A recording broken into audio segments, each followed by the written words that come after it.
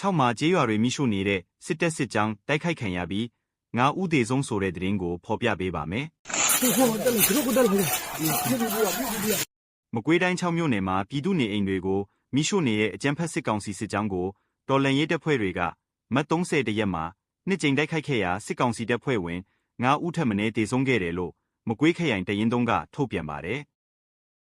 6မြို့နယ်အရှိမြောက်ချမ်းနဲ့ညောင်ဦးမြို့နယ်ရှိကျေးရွာတွေကိုဝင်ရောက်မိရှုခဲ့တဲ့အင်အား100ခန့်ရှိအကြမ်းဖက်စစ်ကြောင်းကိုမနက်ပိုင်းမှာတစ်ကြိမ်ညနေပိုင်းမှာတစ်ကြိမ်အနီးကပ်တိုက်ခိုက်ခဲ့တာလို့ဆိုပါတယ်။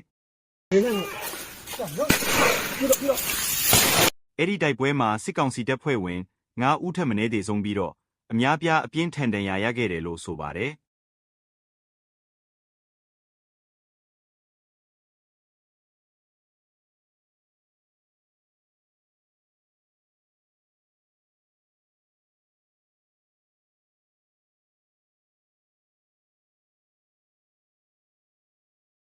အဲ့ဒီတိုက်ခိုက်မှုကိုမကွေးခရိုင်စစ်ဌာနကိုကဲမှုအောက်ရှိမကွေးခရိုင်အမှတ်3တရင် CRA နဲ့မကွေးခရိုင်အမှတ်1တရင်တို့ကပူးပေါင်းလှုပ်ဆောင်ခဲ့တာဖြစ်ပါတယ်